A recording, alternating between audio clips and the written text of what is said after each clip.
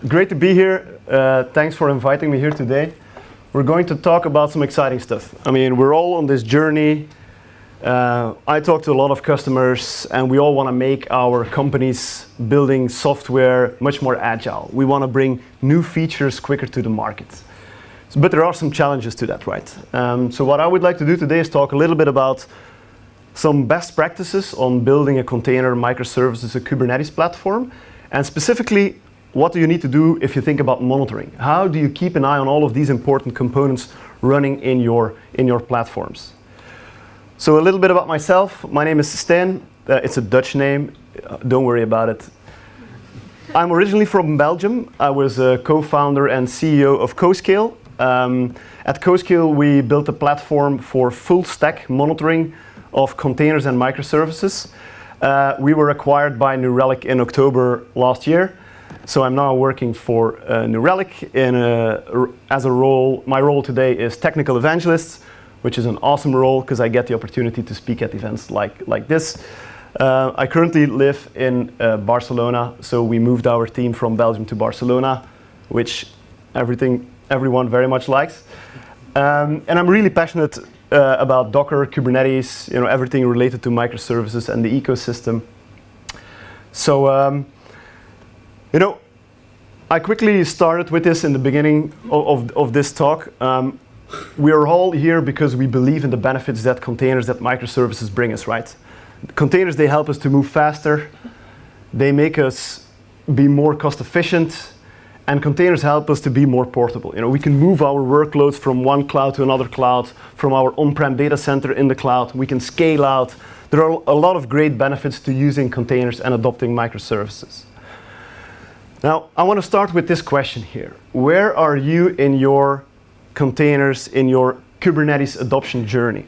Who of you has reached the promised land? Please raise your hand. If you've reached the promised land, you have all of your apps, everything running in Kubernetes. You don't have any issues anymore with your ingress controllers. Everything runs stable, and there's one brave person over there. Great job, great job. We should have you on stage next time. Anyway, who has a stable cluster? Kubernetes is running in production. There are some applications running, and you're kind of happy with it. Okay. And who is here really today to learn more about containers, about microservices? Who needs help to get Kubernetes up and running? All right, perfect. So I hope I can share some best practices today with you, and we're going to learn 5 things. We're going to talk about how it's important to build small container images. We're going to look at the Docker build cache and how to leverage that. If we have time, I'll also talk about multi-stage builds. We'll then look at how can we use health checks in our Kubernetes environment to check if our pods are running as we expect them to run. We're going to look at using resource requests and resource limits, and I'm going to talk about namespaces. I'm going to be typing on the command line on the terminal quite a lot. If it's not big enough, shout. If you don't understand the command, shout, and I hope you can definitely learn something today. So let's start with the first thing, building small container images. So I'm a developer, and I'm excited. I want to build my Node.js app. I want to deploy it in a container. What we do is we write our first Docker file, we build it, and what do we see? We have this 700 megabyte image. Is this the promise of building lightweight Docker container images? This huge 700 megabyte image? No. And why is this bad? Because these large images, they increase our time to build. They increase our time to pull the images from the registry. And it also means that we have a larger footprint in our image. So more vulnerable to security attacks, right? So that's why we care about building smaller container images. So let's have a look. How are we going to do this? So first I said we're engineers, we're developers. We want to create a Node.js app. So we have our Docker file here. We're starting from a base image, a base Node.js image. We have our working directory here. We're copying all of our files into the Docker image. We're doing npm install, exposing a port, and starting our Node.js servers. So simple steps to get our first Node.js application up and running, right? So first, let's build this image. So we're building the image. Is it big enough, the font, or do I need to increase it? Okay, good. So we're building the image. Let's give it a tag. So let's say, okay, this is our node base image, and we're going to build right from this folder. So right now, Docker is helping me a lot. It's building my Docker image file. I'm just going to hide this. Oh shit! What did I do now? All right, good. Right, so let's have a look. So we built our first image. Sorry. Here we go. Let me do that again. So we have our node base image built. And what do we see? It's not 700 megabytes, it's even 900 megabytes inside. That's huge. I mean, is this a VM? This is not right, right? So what can we do about this? Well, there is something called Alpine. Alpine is a small Linux distribution. And Alpine comes in different forms. For different application frameworks, different technologies, Alpine has built specific distributions to be used in your Docker images. So what we can actually very easily do right here is we can say, okay, I don't want to start from the general Node.js image. I want to start from an Alpine Node.js image. Okay, let's do that. Let's now build our container again. Let's give it another name. We want to see the difference, of course. Let's get started. So we're now building from another base image. We're starting from our small Alpine Linux distribution. Okay, let's have a look. We have it. What do we see? 75 megabytes in size. So we reduced the size of our container by a factor of 10. That's great, right? Now, I want to share an interesting tool here. And this is the Docker image history command. So what you can actually do here is you can look at the different layers in your image. So you can see all of the steps that you're taking, all of the modifications that you're making to your image. And you can also see which steps are introducing or adding more data to your image. So this was the Docker image history for our base image. Let's also have a look at the one for our Alpine image. So as you can see, in the base image, we're doing an apt-get update, an apt-get install of a bunch of packages that we actually don't need to run our simple Node.js application, right? Okay, I'm talking about a Node.js application, but can we actually run this? So let's have a look. So let's run our application. I want to map a port to our port 8080 in the container, and let's have a look. We're going to deploy our base image here. Okay, that one should be running, and we're going to deploy our Alpine image as well, just to show you that it works. Let's have a look. Localhost 4001. Here we go. I know you like Kubernetes. That's why we're here. So that was our base image. Let's have a look if our Alpine image is running as well. Yes, it is. So this is running as well. Cool. Now, one of the cool things about Alpine is they do package the important Linux tools in the distribution. So for example, if you want to get access to your Docker container, you can actually get a shell. Let's have a look how that works. So for example, what you can do here is you can do a container run. You can say, okay, I want an interactive session. I want a terminal. I'm going to use my Node Alpine image, and I'm going to start my shell. So right now, the container is being deployed, and voila, here I am inside my Alpine distribution. So this is cool. We still have our, the most important Linux tools at hand, right? Okay. All right, let's quit there. Now, why is this important? Why should you care about image sizes? Let me show you a little bit what we call Kubernetes Cluster Explorer. And this is really my favorite visualization in the new Relic platform. And what we show you here is each slice of this pie represents a node. It could be, it could be a VM, it could be a server. Each one of these hexagons represents a pod running on any of these nodes. You can see that we also have colors. So if a pod is marked with a color, orange or red, it means something is going wrong. So we talked about building smaller images. Now, why is this important? Well, we want to reduce the time that our pods are spending in the pending state.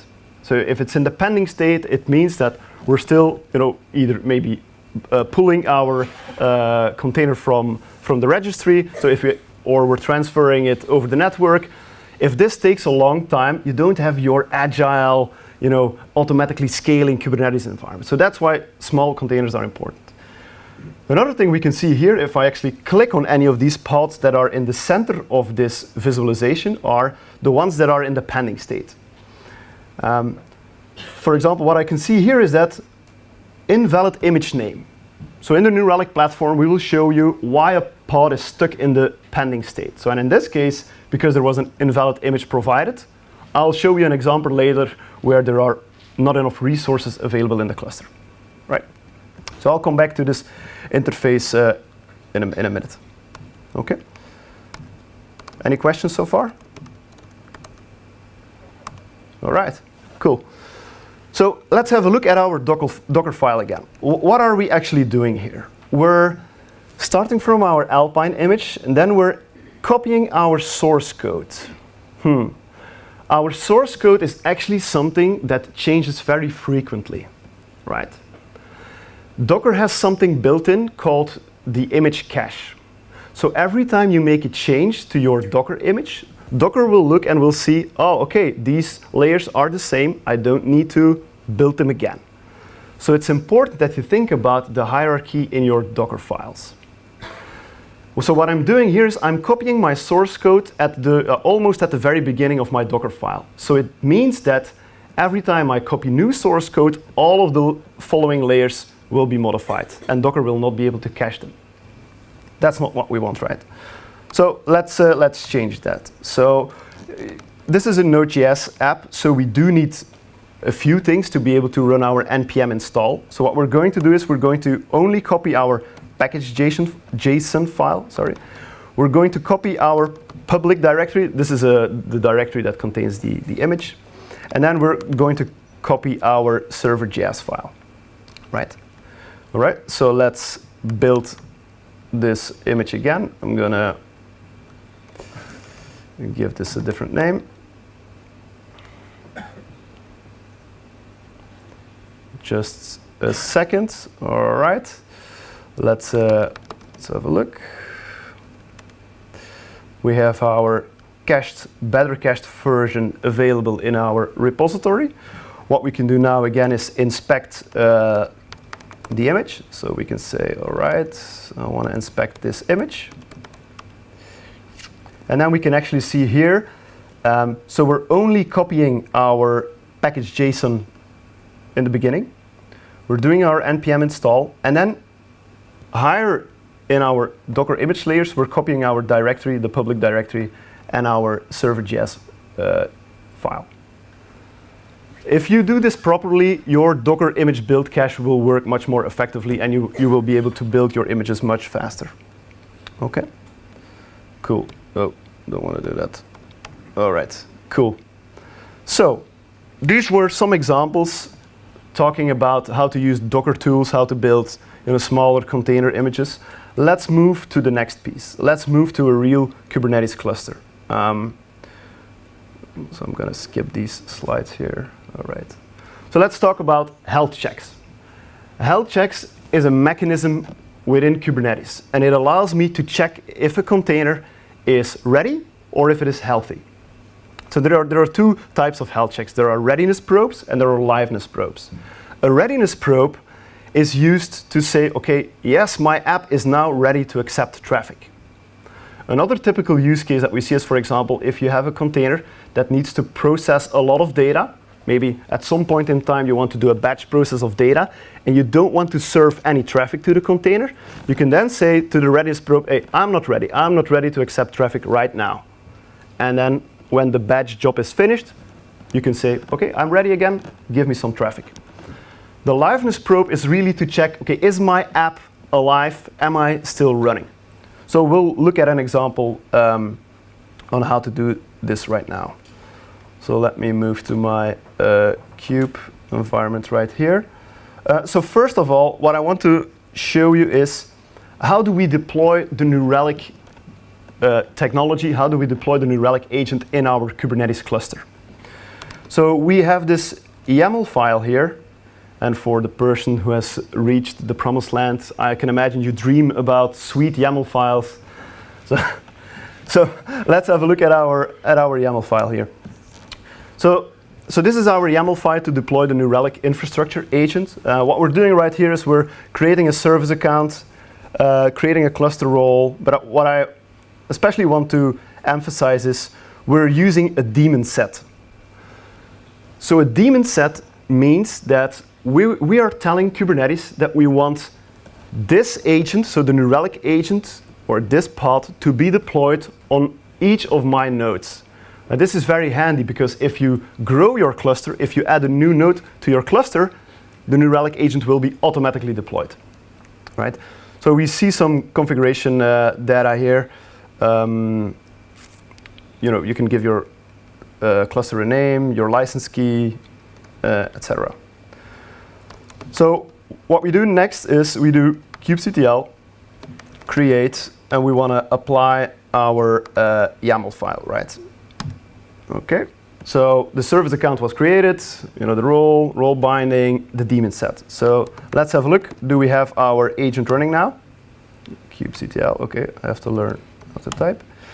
So great. We have our we have a New Relic infrastructure pod running. This Kubernetes environment is running in Minikube, only on one node, so that's why we also only have one infrastructure pod running. I can also look at my daemon set, and I can see I have my daemon set running. There is one pod desired, and yes, there is one pod up and running. Okay, cool. So this is great. Now let's deploy one of the images we built earlier. So let's have a look. I want to, this is a YAML file that defines how we are going to deploy a pod. So I want to deploy a pod. The image I want to use is the node cache image we built earlier. So let's go ahead and do that. So let's do a kubectl create -f node YAML. Let's go ahead. Let's have a look. Get pods. We now have our NR Labs node up and running in our Kubernetes cluster, right? You don't believe me? Okay, let's have a look. So let's forward our port from this pod. Let's use another port here, 8080, like this. Okay, let's have a look if it's running. Oh, it's not running. Handling connection, it should be running.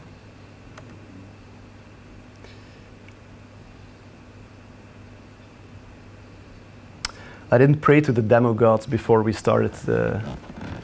I have to start over. Yeah, I'm not going to spend time debugging it. Not sure. I probably did something stupid. Maybe the port was already in use from my test this afternoon. Ah, all right, gotcha. Yeah, my bad. I didn't clean up my mess. All right, good. So, moving on. Let's have a look on how we create a liveness probe, right? Let's have a look. Let's have a look at our YAML file here. So the section we're interested in is this one, liveness probe. And there are actually two ways you can define a liveness probe. You can execute a command, or you can pull an HTTP endpoint, right? So in this case, we're going to execute a command. So what we're going to do is we're going to cat a file. So we're going to cat this meme available file. So we're going to check, is the meme available? We're going to do this every 5 seconds, and we're going to do this after the first 5 seconds. Now, this is important. This initial delay seconds is an important parameter. Imagine you have a Java app, or doesn't matter, any app where you need some startup, where you need some warm-up. You don't want to set your initial delay seconds smaller than the warm-up time you need, otherwise Kubernetes will kill it before it comes online. Right. So that's an important parameter. All right, so let's have a look. Let's build this one.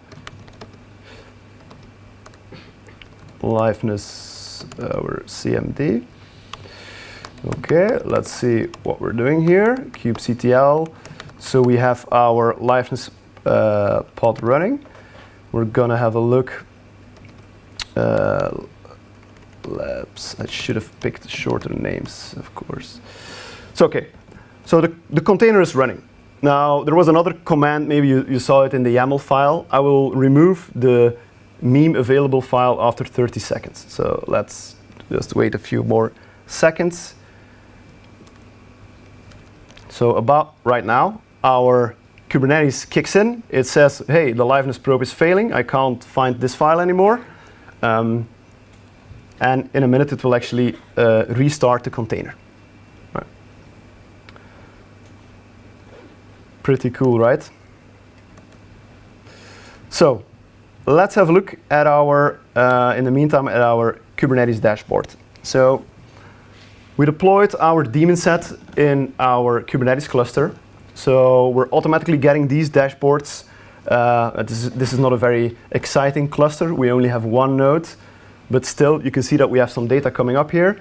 And if we wait a little bit longer, we should also see that, we have containers that are restarting. So this is our container that is every 30 seconds being restarted because the liveness probe is failing. And Kubernetes will keep restarting it. So you can keep track of these metrics right from this dashboard. Cool.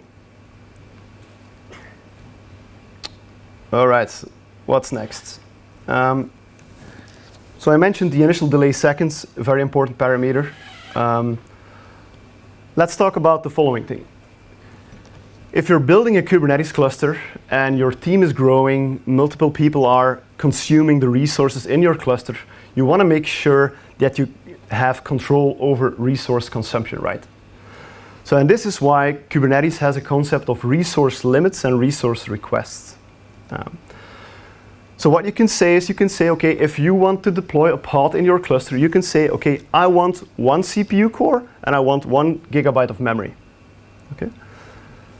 And then in your cluster, you can define, okay, you're allowed to use that many cores, that much memory, but if you reach the limit, bad things might happen. And this is interesting to know. If you reach your CPU limit, the CPU will be throttled. That's kind of fine. Okay, you want to keep an eye on it, but that's kind of fine. However, if you reach the memory limit, your container will be killed and restarted. So you better keep an eye on those memory limits. So let's have a look. How do you define these resource requests and resource limits in Kubernetes? Let's go to this folder now. So what I have here is I have a YAML file that defines a resource request and a resource limit for a pod I want to deploy. So what we can see here is that, okay, we're requesting 32 megabytes of memory. We're requesting a quarter of a CPU core. So this is expressed in 250 millicores. And we're also setting a limit. So this means that we're saying, okay, at the beginning, when you launch my pod, I want you to give it 32 megabytes, and I don't want it to use more than 64. So if it reaches the limit of 64, it will be terminated. Okay? Let's have a look. Let's deploy this one. Oh, sorry.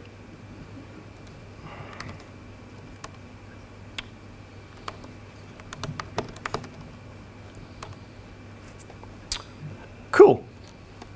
We have a pod running. We have resources set on it. That's great. Now, doing this for one pod, okay, but you really want to think about your cluster. You really want to think bigger here. So what you can actually do is you can actually define these resource requests and resource limits at the namespace level. And this is very handy. If you're a Kubernetes, if you're a cluster operator, you want to do this. You want to be able to say, look, I don't want this namespace to consume more than that many resources. So what we're specifying here is a resource quota. This resource quota tells me, okay, the sum of all pods running in this namespace cannot exceed or cannot request more than, in this case, 1 core, a gigabyte, and the total sum of the limit cannot exceed, in this case, 2 cores or, again, 1 gigabyte. Okay. All right, so let's apply this to our cluster. Let's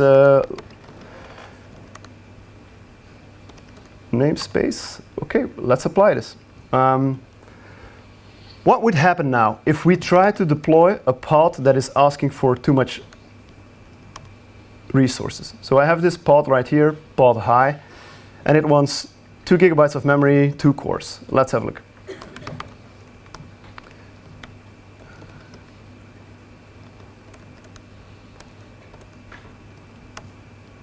Forbidden. We're exceeding the quota.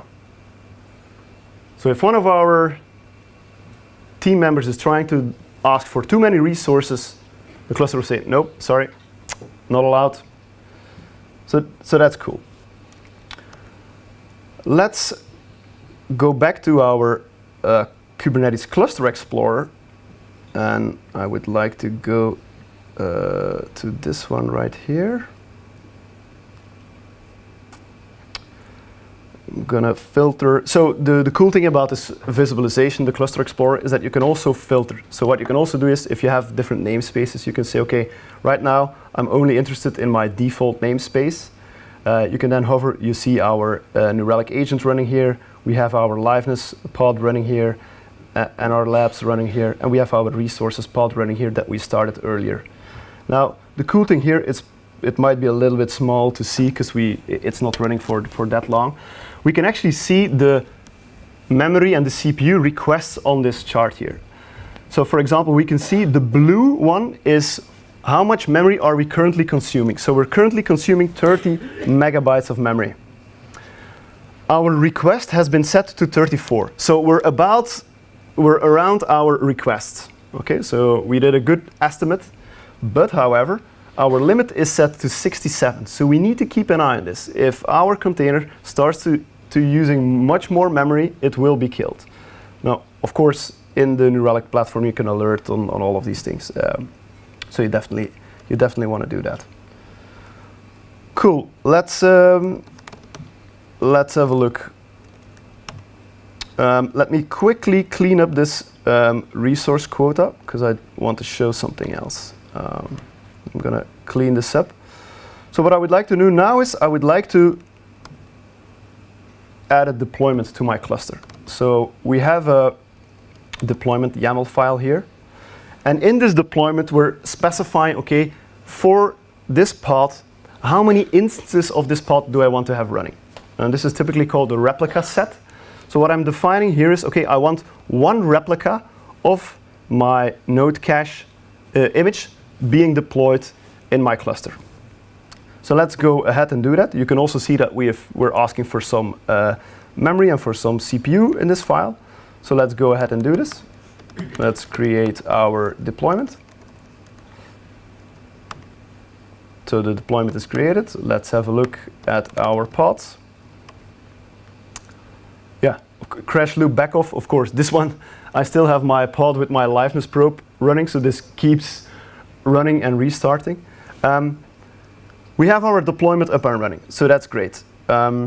Now, let's say we want to scale our cluster. So I want to say to this deployment, okay, I want to have 4 replicas running instead of 1.